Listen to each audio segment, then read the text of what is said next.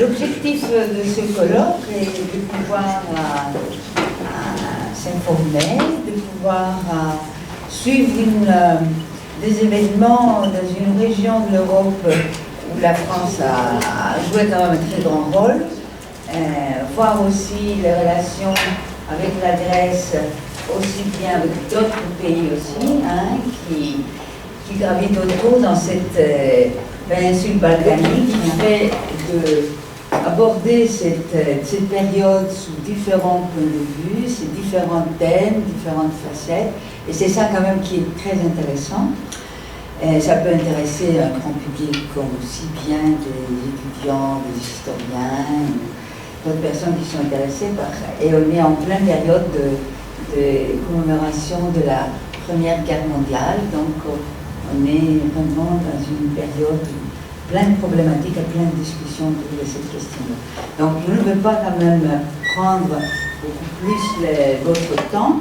Donc je vais demander à Francine Saint-Romond de commencer, elle la première, après avant Boris Lazic qui est quand même un collègue, puisqu'on travaille dans le même campus universitaire.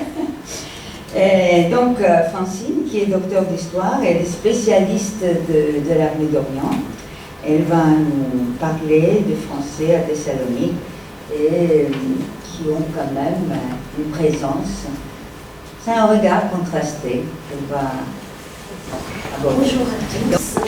Eh bien, je suis heureuse de participer à ce colloque et je remercie beaucoup Catherine Adjopoulou qui a bien voulu m'inviter via Catherine Nazloglou qui m'a fortement encouragée à venir également, et je les remercie toutes les deux. Et mon intervention donc a un rapport avec le sujet dans la mesure où elle présente un regard de soldats français venus en Macédoine et qui était, on le sait, à l'image des soldats de l'époque engagés dans le premier conflit mondial, c'est-à-dire en majorité des ruraux qui ne s'étaient guère éloignés de leur préfecture et qui vivaient dans un milieu assez resserré et qui d'un seul coup sont projetés, se trouvent projetés malgré eux, ce qui m'a fait dire que ces hommes étaient des combattants voyageurs malgré eux, qui se trouvent projetés dans des espaces appelés Orient et dont ils ont des connaissances. Et je vais donc, cette présentation va être un peu l'histoire du décalage entre les attentes et les réalités. Et par leur regard, eh bien, je peux dresser un portrait de la Grèce vu par des soldats occidentaux. Voilà, c'est ce qui me relie au sujet, au thème de cette journée. Alors, dans un travail de thèse en 1997, j'ai étudié les commentaires des soldats en essayant de m'intéresser à toutes les catégories sociales, parce que les humbles parlent peu, laissent peu de traces, et ça a été assez difficile de trouver ces témoignages des soldats du rang. Et j'ai travaillé donc sur les témoignages des Dardanelles, de la campagne des Dardanelles, puis des témoins de la campagne de Macédoine. Cette présentation ne représente qu'une petite partie de mon étude, car il existe, en fait, on peut en Macédoine distinguer deux périmètres, deux territoires.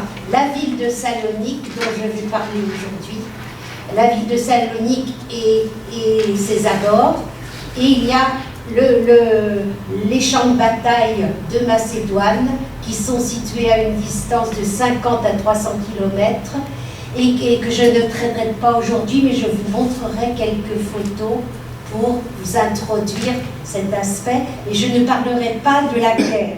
Aujourd'hui, je parlerai de soldats dans une ville qui n'est pas affectée directement par les combats, mais qui est la base arrière de cette armée dite de Macédoine. Et injustement qualifiée d'armée de Salonique, alors qu'il n'y a, comme je l'ai dit, pas eu de combat sur la ville. Alors, je vous parlerai d'abord du contexte. Alors là, j'introduis mon... Ah oui, merci. J'introduis mon exposé avec une carte postale où l'on voit un soldat qui dit « Je me porte très bien, je me plais, je vous envoie à tous 1000 baisers, bonjour à tous les amis, votre enfant. » Bon, et pour changer, voilà. Et voilà les théâtres d'opération affectés par la guerre dans les Balkans. Donc, l'étoile à droite montre le théâtre d'opération des Dardanelles qui s'est déroulé au cours de toute l'année 1915 et qui, vous le savez, a été un échec. Cette campagne des Dardanelles visait à ouvrir le passage entre la mer Égée et la mer Noire afin de communiquer avec les alliés russes et les ports de la mer Noire, les ports des mers septentrionales étant bloqués l'hiver. Et on avait l'échec de forcement des Dardanelles tenus par les Turcs, on le sait, qui étaient alliés des empires centraux, amène, et la dégradation dans les Balkans de la situation militaire amène un déplacement des armées vers la base de Salonique, symbolisée par le triangle bleu.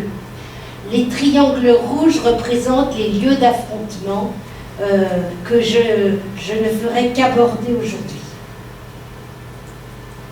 Voilà un peu plus en détail, toujours le triangle bleu qui est la base de Salonique, avec un golfe qui favorise l'arrivée d'une flotte importante, et les lieux d'affrontement en montagne qui sont montrés par des étoiles rouges, donc, qui correspondent en gros à la frontière de la Grèce et de la Serbie.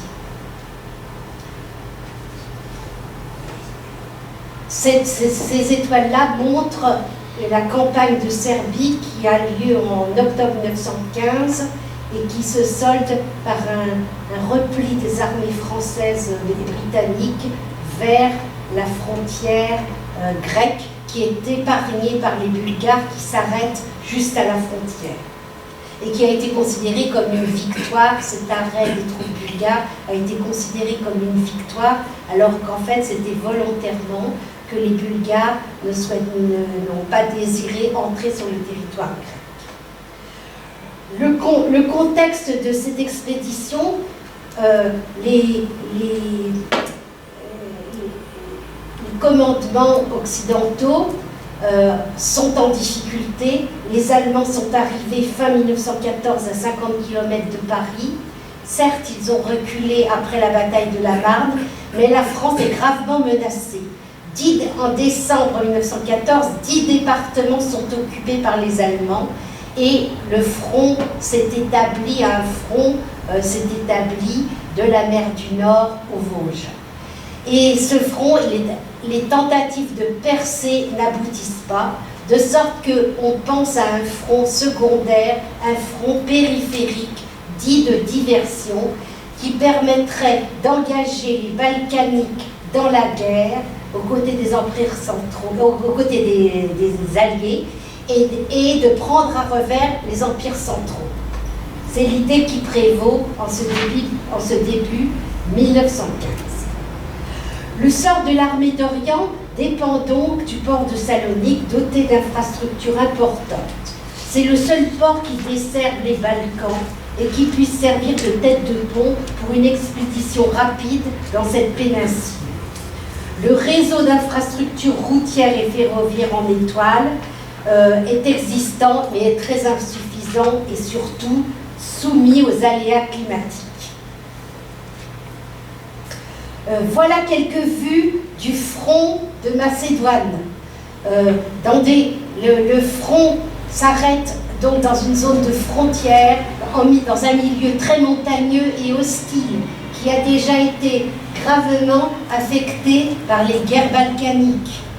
Et ce front, donc, ces premières lignes sont sur des crêtes avec des blocs rocheux aux formes insolites qui sont vus comme des mégalithes et qui sont décrits souvent. Voilà les conditions d'acheminement vers le front des troupes françaises dans la boue, donc à partir d'octobre 1915, et les positions en plein hiver. Et voilà une carte postale de 10 ans de propagande qui est diffusée à Salonique et qui est envoyée aux familles en France. Alors, vous voyez que j'en viens maintenant à proprement parler à la ville de Salonique. Vous voyez que cette vue donne une image très valorisante de Salonique, et cette vue montre un paysage avenant et rend sympathique et fait envie, bien sûr, aux soldats qui sont à Verdun ou qui sont sur le front de France et qui, eux n'envoient pas de cartes en couleur, qui envoient des cartes de destruction, qui envoient des cartes sinistres. Et voilà nos combattants de l'armée d'Orient qui vont trouver un corpus de cartes postales tout à fait étonnantes et qui vont donner une image d'eux-mêmes. Je viendrai petit à petit sur cette idée et qui ira, j'annonce déjà un peu ma conclusion. Car en effet, ces soldats ont une certaine vision de l'Orient. Ils ont été imprégnés par l'école, à une certaine idée de la Grèce.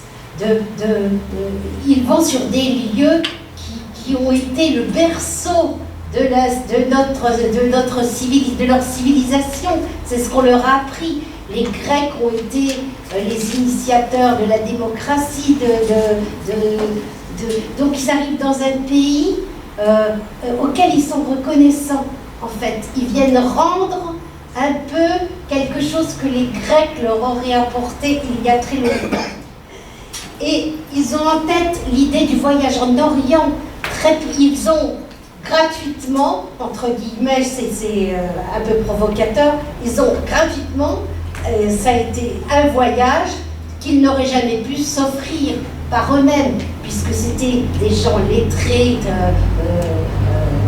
dans l'aisance qui effectuaient le voyage en Orient, et le voyage en Orient était très prisé à partir du XVIIe, XVIIIe siècle, et c'est perpétué.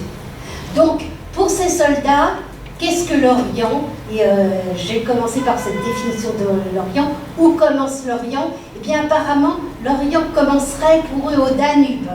C'est ce qui était décrit par les voyageurs.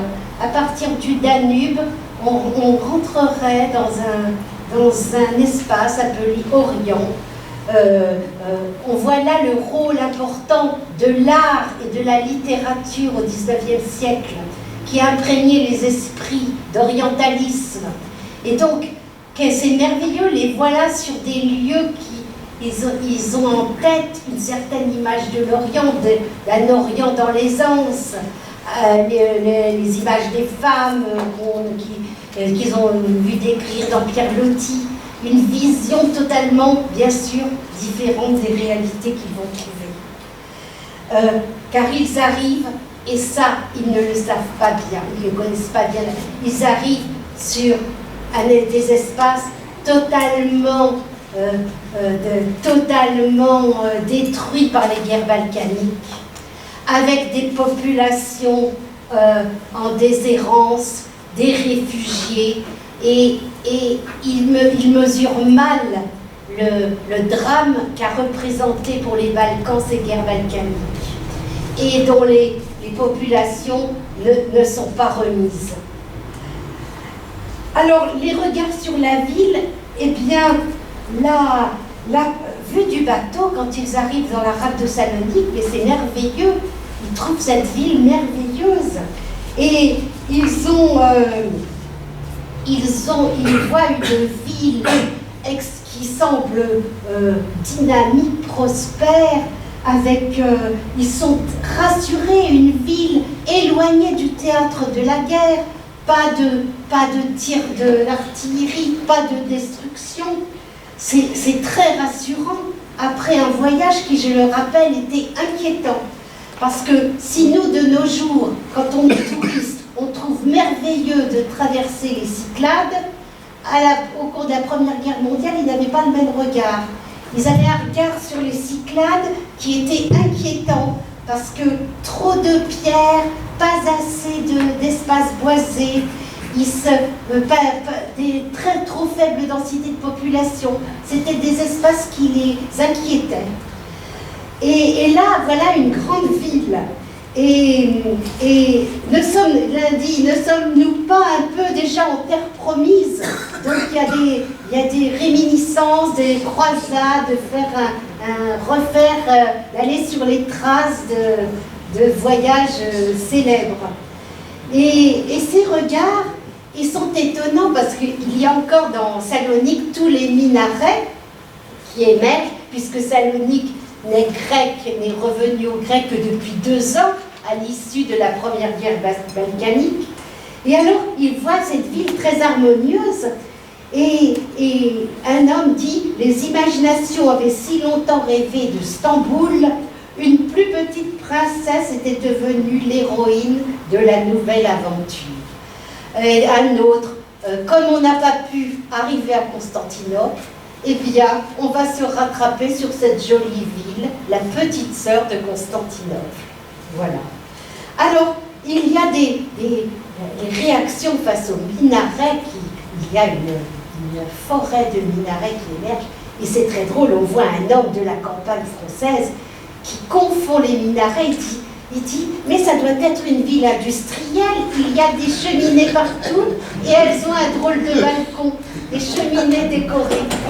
Donc on voit là donc un regard, voilà. Mais ce regard émerveillé se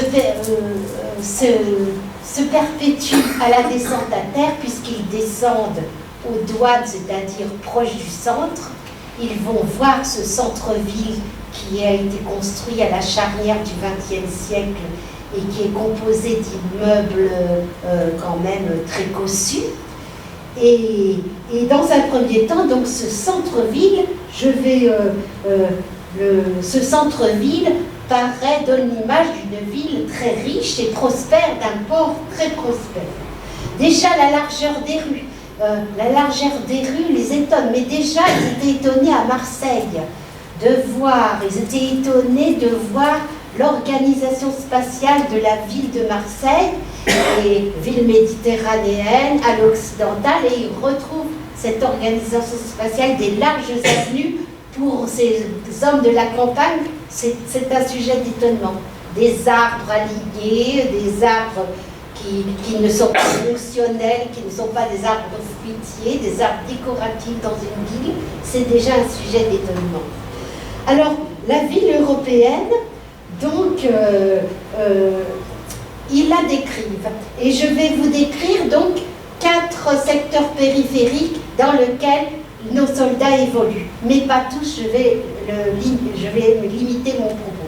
Premier cercle, le centre-ville, donc avec ses immeubles, cette ville refaite à la belle époque. Deuxième cercle, les faubourgs, avec des plus petites maisons, les faubourgs plus populaires. Le troisième cercle, au-delà des remparts, ce sont les cimetières. Et le dernier cercle, c'est le camp où vont se rendre ces soldats, le camp de Zetenik. Voilà. Alors je vous parle d'abord du centre. Eh bien ce centre,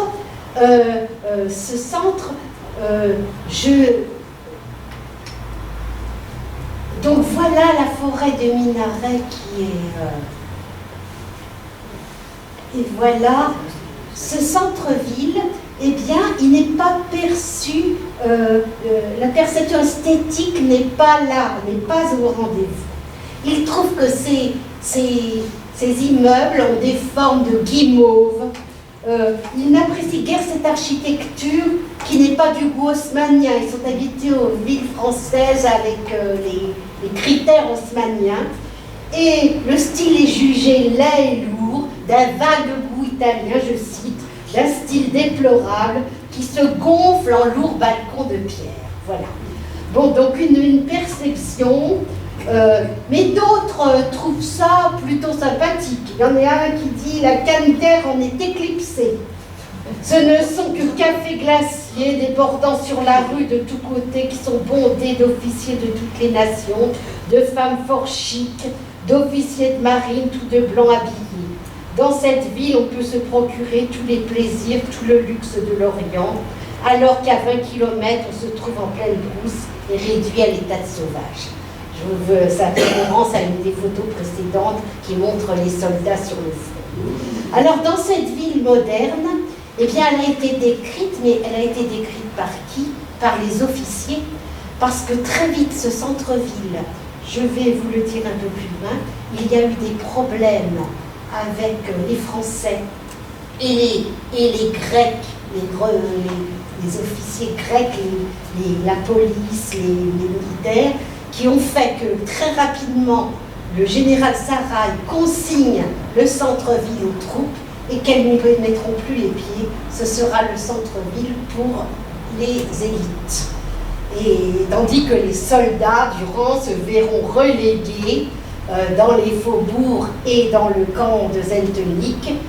Et bien sûr, l'image des Grecs, la description des populations sera, il faudra tenir compte dans les observations du fait que les soldats ne sont pas en contact avec les Grecs véritablement, à part les officiers. Alors, en venant du port, donc, voyez encore cette carte postale très valorisante qui vous montre le quai de la Victoire. Donc, avec la tour blanche est au bout de ce quai, on ne la voit pas. Et ce quai de la Victoire, c'est là que se trouve toute la vie mondaine de Salonique le soir, avec de grands cafés, les grands cafés Flocal, Olympus, le Cristal, et ces cafés qui sont décrits largement dans les commentaires des officiers. Et puis, parallèle à la mer, à l'arrière, nous avons la Via Egnatia, qui est l'ancienne voie romaine. Et sur cette Via Egnatia, alors là, c'est la place de la Victoire. Voilà encore le quai, avec le cinéma et les tourelles. Et voilà la Via Egnatia avec l'arc de Galère, qui reliait Rome à Constantinople, vous le savez. Et c'est la rue commerçante. Et cette rue Egnatia, c'est le point de convergence de toutes les communautés de Salonique. Parce que la ville a une très forte logique. Il y a des communautés qui vivent par quartier, mais qui ont des points où ils se retrouvent. Et la Via Egnatia est ce point où on y trouve des commerçants de toutes les communautés de Salonique, juives, turques, grecs, voilà. Et les combattants ont un sentiment d'équilibre de la ville balkanique, les officiers, mais pas tous. Je vous donnerai des avis contrastés. Ensuite, nous avons les faubourgs. Donc voilà encore voilà les faubourgs qui sont sur les pentes et sur les côtés. Alors, ce sont beaucoup de maisons dans les faubourgs, des maisons colorées, que les soldats, ils vont aux couleurs tendres de bonbons fondants, et qui ne se trouvent pas en France, avec des toits de tuiles rouges très harmonieux. Ils disent qu'il y a des codes de couleurs dans ces badigeons à la chaux, selon la confession des propriétaires, des habitants de ces maisons. Voilà. Alors on commence à voir toujours ces faubourgs sur les pentes de la citadelle de Yédicoulé, qui était l'ancienne acropole grecque. Voilà. Et des magnifiques exemples d'architecture de maisons en bois qui sont superbes. Et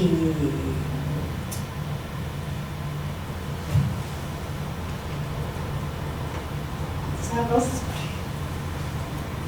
Ça bloque.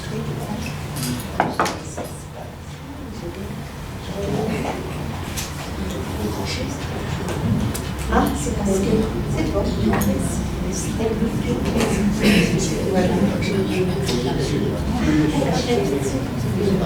Voilà. Donc, ces maisons de type balkanique qui, eh bien, ces maisons ne suscitent pas du tout de commentaires valorisants. C'est une architecture qui ne séduit pas en 1914. Voilà. Ouais. Ils n'ont pas vu les jardins et l'intérieur. Ouais, ouais. Alors voilà aussi des constructions récentes. Alors en haut c'est le Grand Moulin à Latigny qui appartient à c'est une famille juive très très importante de Salonique. Et en bas ce sont les casernes, ce sont des bâtiments récents dont les Grecs sont très fiers. Voilà.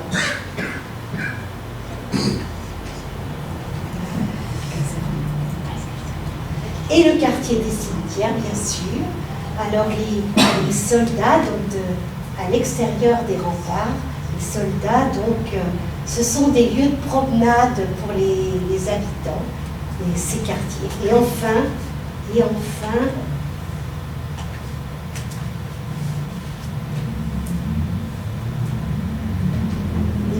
des petites... Ah, je vais tromper là. Pardon, je m'excuse. Et autour de ces cimetières, on de très belles petites églises byzantines qui restent encore. Alors, voilà le camp de Zeltonique, le camp des Alliés. Et ce camp est sinistre. Donc, vous voyez, quand les soldats disent qu'ils envoient des cartes de Salonique, mais en fait, ils stationnent quand ils sont dans la ville, c'est dans un delta, ils sont dans les deltas, ils ont l'eau à fleurs, ils sont dans des conditions épouvantables, et c'est une des raisons pour lesquelles ils vont exprimer un grand mal-être. Voilà encore du camp. Pourtant, comme je vous le disais, cette campagne des Balkans de 1912-1913 a été présentée de façon très sympathique. Eh bien, dans les pieds nickelés, on les voit qui s'amusent dans les Balkans à se moquer de ce conflit, sans y voir, c'est plutôt une distraction, on en rit, c'est très loin de la France. Et ce n'est pas un sujet grave qui préoccupe les populations. Et les effets de ces dramatiques guerres balkaniques, nous les avons là, dans le cosmopolitisme des populations rencontrées à Salonique, à commencer par les défavorisés, les gens qui sont des réfugiés des guerres balkaniques. Alors, les premières impressions pourtant sur la ville, maintenant j'aborde, après l'architecture, j'aborde le regard sur les populations. Les premiers regards sur les populations, eh bien, elles sont positives parce que les hommes qui arrivent des fronts de France ou des Dardanelles, ils ne voyaient plus de population civile au front. Et là, ils arrivent dans une ville où il y a une population civile. Certains n'ont pas vu de civils depuis 6 à 10 mois, comme ceux qui étaient aux Dardanelles. Des femmes, des jeunes gens, des jeunes filles, des enfants, des familles en groupe. Ce n'était plus pour nous que des souvenirs, des images d'un autre monde. Mais ça, ce sont les familles qu'il voit sur les quais. Mais il voit très rapidement toutes ces populations. Alors, j'en viens à des descriptions, mélange cocasse, indescriptible de peuples, de costumes, d'antiquités, de choses modernes. Population mêlée qui semble de l'imagination de Dante. Alors, ils décrivent toutes ces communautés et je vais à plus loin vous parler des jugements de valeur sur ce cosmopolitisme.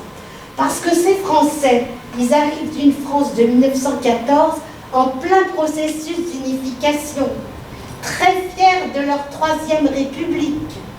Et ils sont dans un univers où on est en train d'effacer les différences régionales et on en est fiers. Et on pense que la réussite ils pensent que la réussite de leur pays, et c'est véhiculé par l'école et tout, l'école, la réussite passe par l'unification. Et donc ils arrivent dans un pays où les communautés s'affirment et où ils sont perdus. Ils sont perdus et je verrai tout à l'heure dans mon chapitre reconnaître des Grecs, mais qui sont les Grecs, où sont-ils? Reconnaître des Grecs, c'est un problème. Qui sont les Grecs? Est-ce que ces personnes sont grecques? Voilà. Donc, et les Saloniciens, qui sont-ils? Personne ne saura le dire. Grecs, Turcs, Juifs, amalgamés, sans se fondre ni se confondre, ont donné des Saloniciens. Voilà. Alors, je vais vous montrer donc quelques photos de ces camps de réfugiés qui les affligent. Voilà, dans l'église Saint-Georges, eh bien, un témoin, j'ai lu dans un témoignage de témoin que ce sont des réfugiés serbes qui ont été chassés par les Bulgares et qui sont réfugiés dans les églises. Voilà. Alors, il y a des réfugiés partout. Il y a des problèmes de malnutrition. Regardez ces enfants nus. On détecte là très vite des problèmes de malnutrition. Le paludisme sévit gravement à Salonique, puisque 95% des soldats vont en être affectés. Et il y a le typhus. Et bien, les commentaires des soldats sont vraiment terribles. Ils voient dans cette situation dramatique les stigmates d'une apathie séculaire chez les Balkaniques. Voilà, on va en venir et je vais aller encore même plus loin. Mais au sein de toutes ces communautés, on trouve des disparités de richesse. Mais ils vont envoyer des cartes postales, des disparités de richesse, mais ils vont envoyer des cartes postales qui représentent soit des riches en studio, pris en studio, qui est des cartes tout à fait artificielles, soit des gens démunis qui sont dans la rue, et ils vont donner une image qui n'est pas la véritable image de la situation.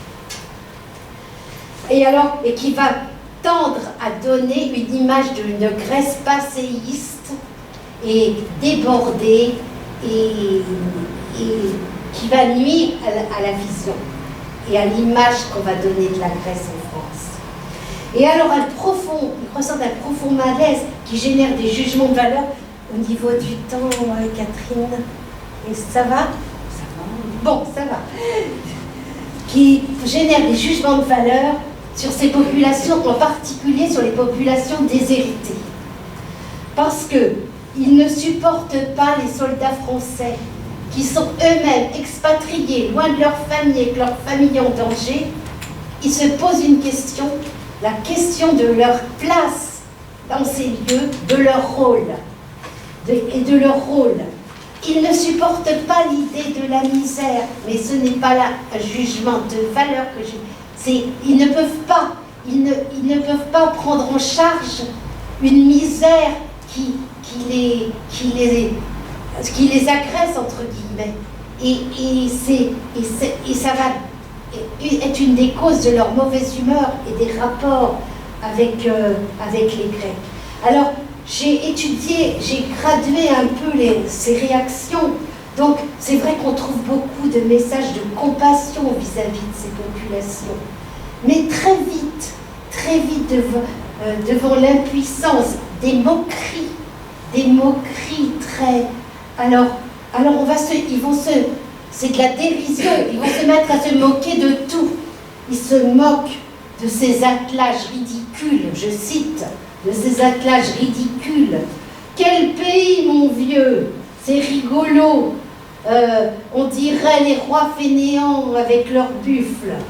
Ils se moquent de l'archaïsme, c'est les mérovingiens, les tenues vestimentaires. Quel pays, mon vieux, c'est rigolo. Je t'assure qu'avec les copains, on se paye de ces tranches de rire.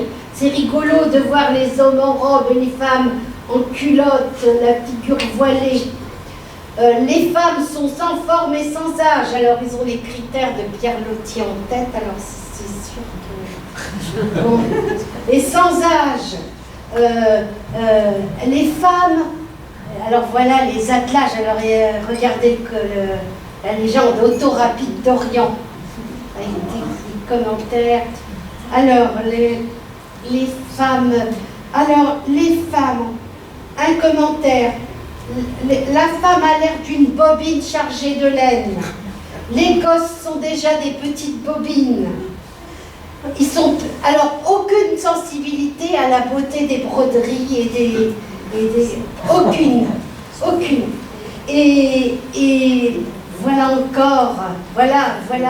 Donc, et au verso de cette carte postale, il y a un commentaire que je vais vous laisser lire. Là, voilà, vous arrivez à lire? Non. Alors, tu vois, c'est au verso de la carte précédente, tu vois s'ils ont une fine taille, c'est un leur naturel, elles sont ficelées comme des bonnes, elles ont des ventres, c'est pire que des femmes enceintes. Alors enceinte, E-N, plus loin, S-A-I-N-T-E. Voilà. Voilà. Et donc c'était ces femmes-là, verso. Voilà. Un chroniqueur, alors voilà un pop. Donc les églises, très peu de sensibilité à l'architecture. Catherine, c'est une catastrophe. Très peu de sensibilité à l'architecture des églises byzantines. Un regard sévère sur l'art byzantin. Et un chroniqueur, donc, un chroniqueur grec, dans l'opinion de Salonique, se moque de cette déception des Français, qui s'attendaient à voir des femmes, des femmes orientales. Alors, qu'est-ce qu'ils attendent? Alors, il dit, une évadée, je cite ce chroniqueur grec, une évadée de musée, une statue qui remue comme par miracle, voilà ce qu'est la femme grecque pour la majorité des Occidentaux. On consent à grande peine à l'imaginer sensiblement différente de la Vénus de Milo, et si on lui accorde le droit de posséder des bras, ceux-ci doivent servir plutôt à faire des gestes harmonieux qu'à travailler. Bon. Voilà. Alors, et maintenant, donc j'en viens à ma dernière partie, l'expression de la crise d'identité chez les soldats français par rapport au lieu et à la cause, j'ai déjà abordé. Mais qu'est-ce qu'on fait? N'avait pas d'ennemis dans les Balkans. Dans quel contexte sommes-nous? Comment se fait déjà le cas pour la Turquie, l'intervention face à la Turquie?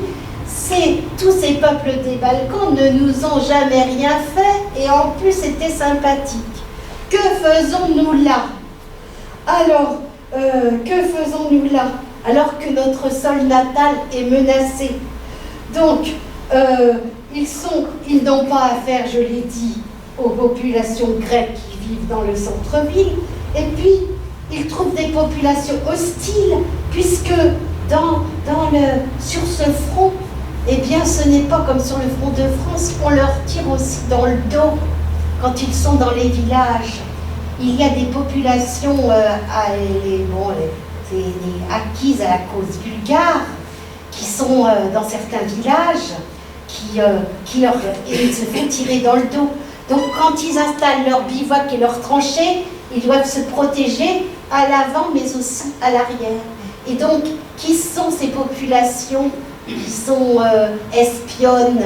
Donc, il y a une inquiétude, un mal-être extrêmement important. Et par rapport donc aux Grecs et à la grecque, mais qui sont les Grecs dans cette multiplicité d'identités? En plus, ils accusent le souverain. Ça a été la même chose pour les Turcs. On accusait le souverain. Pour les Bulgares, Ferdinand de Bulgarie, qui a entraîné son peuple contre eux. Et pareil pour Constantin, et ils appellent le couple infernal Tino et Sophie. Et donc le roi Constantin, les soldats l'accusent d'entraîner le peuple grec contre de les entraîner. Et alors, ils ne supportent pas l'indifférence des Grecs. Du bateau, ils font des gestes d'amitié aux populations qui sont sur le quai et personne ne répond. Donc, cette neutralité qu'ils vivent comme malveillante, eh bien, ils ne supportent pas, ils s'attendaient à arriver en territoire ami. Et donc, ils sont les victimes indirectes des atermoiements politiques et diplomatiques qui sont derrière. Voilà. Alors, Venizelos, par contre, est vu avec beaucoup de sympathie. Alors, ils ne saisissent pas l'identité grecque car ils ont en tête les critères antiques, la Grèce antique rencontrée au cours des études et le peu de liens avec des Grecs. Alors, qu'est-ce qu'il s'est passé dans les premiers jours? Le centre-ville a été interdit parce que dans les premiers jours, il s'est passé des événements graves dans le centre-ville de Salonique. Il y a eu des rixes entre des soldats français et des soldats grecs, de la police grecque. Et il y avait d'après les renseignements de services secrets, il se trouvait parmi des agitateurs au service de l'Alliance qui auraient encouragé ces conflits. Alors, le général Sarraï, dans un communiqué, rappelle « Nous sommes les hôtes des Grecs et nous devons nous abstenir de tout ce qui peut froisser leurs convictions politiques ou religieuses ou leur amour-propre national. » Donc, c'est pour cela que les soldats français ont été relégués dans les faubourgs et se sont vus interdire le centre-ville au bout de quelques jours après leur arrivée. Et puis la Grèce était présentée comme un pays ami. On a dit à ces soldats que la France, dès l'indépendance de la Grèce, s'est toujours intéressée à la Grèce. Et donc, les soldats disent qu'il n'y a pas de remerciements, qu'ils ne voient pas ils s'attendaient à avoir des fanfares qui allaient les accueillir. Ils se pensaient les sauveurs d'un État. On leur a présenté leur mission comme salvatrice pour la Grèce, et puis la situation est tout à fait différente. L'accueil est glacial, les formalités administratives au débarquement sont humiliantes, et ils devinent petit à petit ce problème dont les communications suivantes, que les communications suivantes expliqueront. Les Grecs, finalement, petit à petit, ne sont plus vus comme des citoyens grecs qu'on vient sauver, mais finalement, ils deviennent les commerçants opportunistes qui vont se presser autour de ces soldats. Et le regard sur les Grecs va être amalgamé à un regard avec des marchands.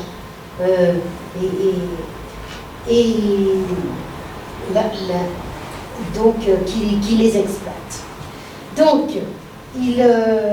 sont-ils finalement, pour finir sur cette partie, sont-ils des libérateurs ou des troupes d'occupation? Voilà le problème qu'il se pose. Alors, quelques regards rapides. Voilà le milieu des prostituées dans le quartier du Vardar.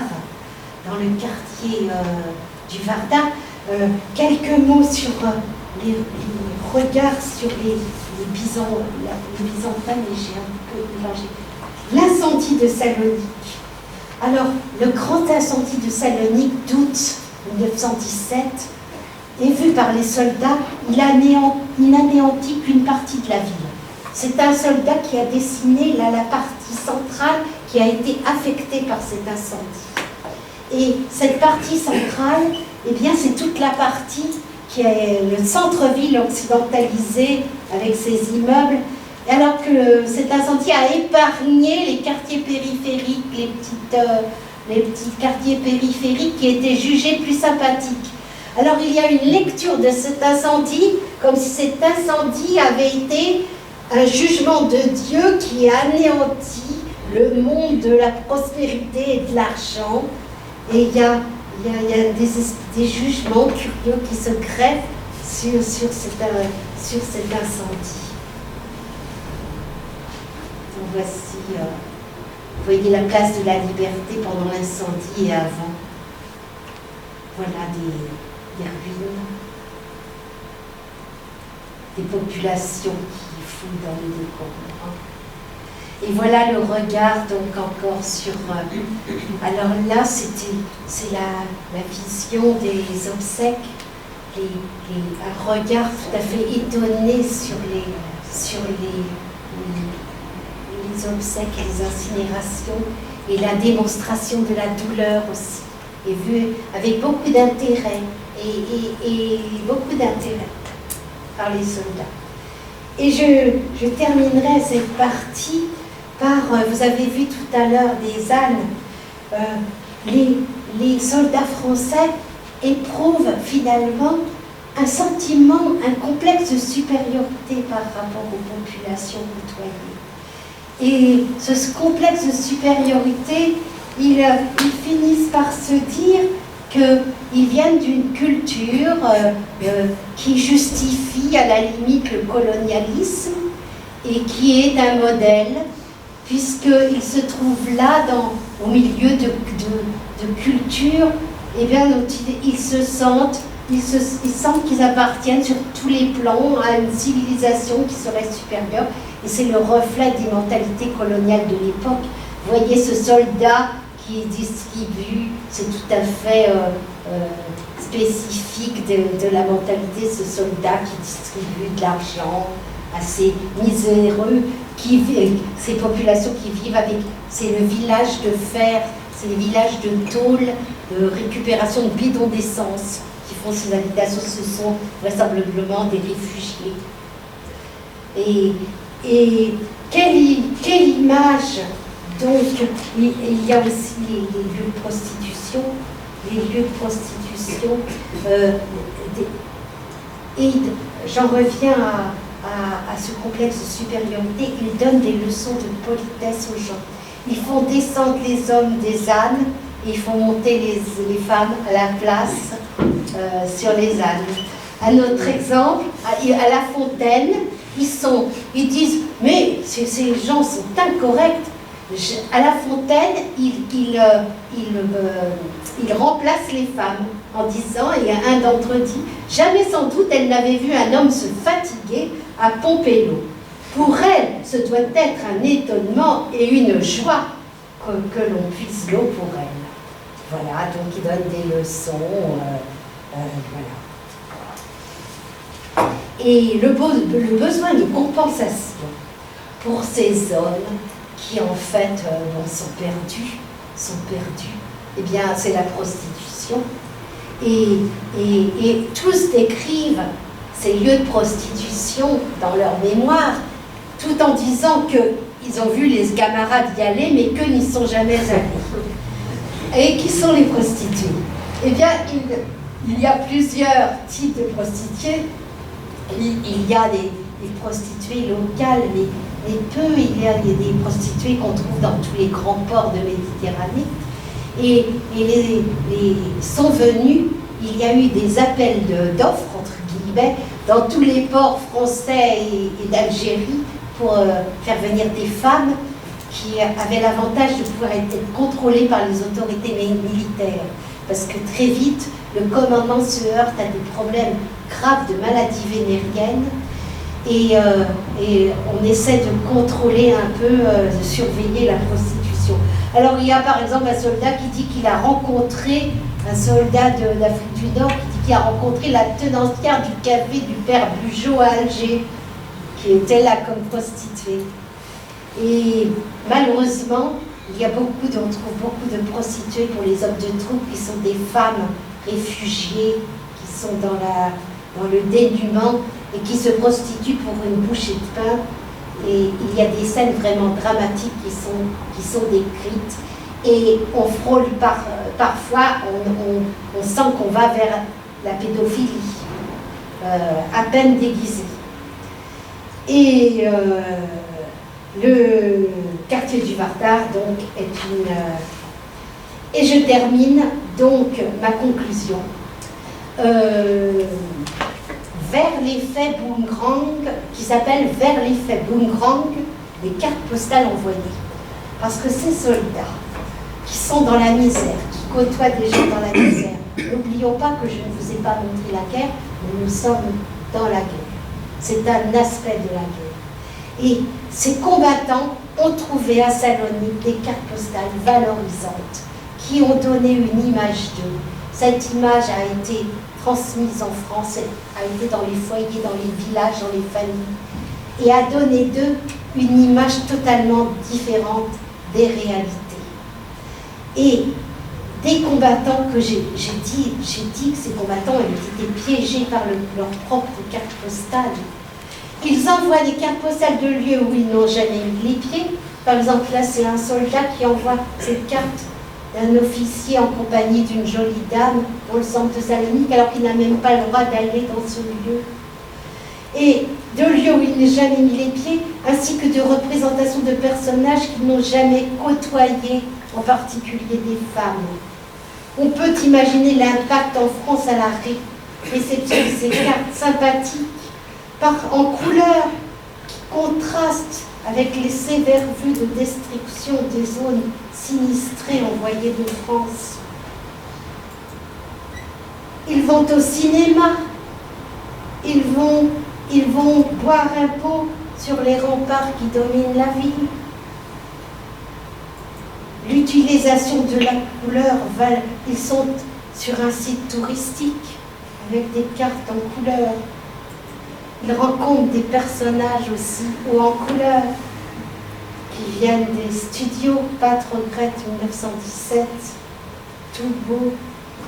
Et puis, ce qui est encore plus étonnant, on récupère des cartes postales qui viennent des colonies françaises. Là, vous avez la baie d'Along en Indochine.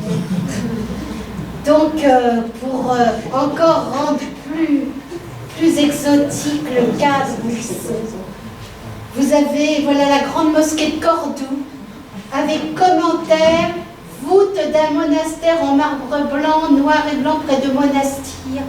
On a tout, là je choisis celle-là, mais on a toute l'Andalousie qui se retrouve en Serbie. Et, eh bien, eux-mêmes le croient, puisqu'au dos d'une de ces cartes, un soldat dit « Ah ben j'ai acheté cette carte, je n'ai pas vu ce monastère, mais peut-être que d'autres l'ont vu. » Alors donc on peut tout supposer, ben voilà, campagne d'Orient 1914-1917, voilà l'Alhambra de Grenade. Et voilà les femmes orientales de Salonique qui font des démonstrations. Et voilà une belle beauté macédonienne. Voilà. Non mais imaginez.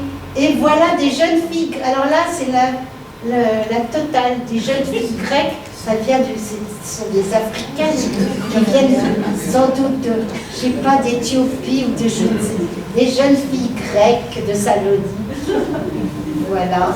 Alors, Et voilà, je terminerai par cette carte bien provocatrice, en espérant avoir fait passer un aspect original de la campagne de Salomon.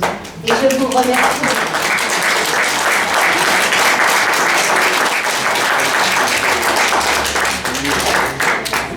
Alors là, Francine, c'était un voyage extraordinaire. Et finalement, on a vécu encore une fois des événements à travers ces cartes postales. Et c'est vrai qu'il y a un regard incontournable qu'on peut donner, surtout à une époque où les moyens étaient quand même très limités et on ne pouvait pas vraiment créer. Aujourd'hui, avec toute la pléthore des informations que nous avons, on peut comparer, on peut vérifier, etc. À l'époque, tout pourrait devenir crédible. Il y avait plein de gens qui n'avaient pas voyagé et effectivement, ils se reposaient sur les souvenirs et sur les propos qui venaient quand même de ceux qui produisaient quand même, parce qu'il y avait une production très claire de l'information qui était derrière. Et il y a quelque chose aussi qui m'a touché énormément, c'est l'image de la Grèce. Et pendant le 19e siècle, tout voyageur qui partait en Grèce, il voulait trouver les Grecs avec des anciens Grecs qui se promenaient sur les pieds de l'Acropole. Et c'est vrai que les grandes découvertes, les grandes fouilles archéologiques du 19e, ils ont fait quand même ce retour vers l'Antiquité grecque, la vraie Antiquité grecque, et à côté de ça, les Grecs du 19e siècle ne correspondaient pas du tout. Donc il y avait toujours ce problème, quelle est cette civilisation-là, quel est ce peuple-là qui vit sur place, à côté de toutes ces antiquités, toutes ces créations extraordinaires, et cette problématique, où sont les Grecs,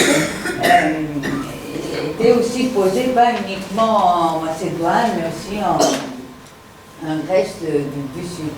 Et en plus, en Macédoine, la question était encore plus forte, pour la bonne raison qu'en Athènes, par exemple, la présence turque n'était pas aussi importante que ça, et quand au XIXe siècle, les Bavarois s'installent à Athènes, ils continuent les fouilles et les travaux qu'ils font sur l'Acropole. Il y a toutes les constructions que nous avons, les bâtiments officiels à Athènes, qui est vraiment des copies des bâtiments classiques.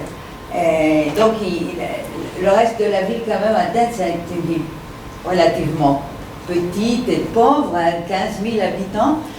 Thessalonique est quand même beaucoup plus forte, c'est-à-dire Thessalonique, nous avons affaire avec une ville cosmopolite du début du XXe siècle, telle qu'elle a évolué à travers dans tout son passé, avec les commerçants et toute cette population importante qui vient un peu de partout, parce qu'à Thessalonique aussi, il y avait beaucoup de Juifs qui sont venus après avoir été expulsés d'Espagne, et qu'on ne le retrouve pas aussi, enfin la population juive n'est pas aussi importante dans un reste du sud qu'en Macédoine.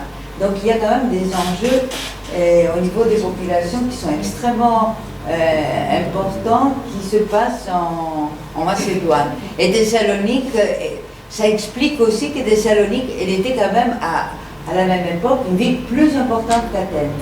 À côté de Thessalonique, Athènes c'était un petit village. Vraiment un petit village. Si on fait exception de tout ce qui est l'Acropole et tout ce qui est le Christique. C'était une ville qui était vraiment très... Et c'est finalement cet incendie, qu'il y a quand même beaucoup de choses qui ont été écrites, qui change complètement la ville. Et qui la reconstruit d'une manière tout à fait différente, mais qui recrée quand même une vie originale tout à fait différente d'Athènes. C'est quand même extraordinaire qu'on voit des évolutions comme ça. Donc, je voudrais bien vous remercier encore une fois de cette première partie. Et je disais, Mais c'était-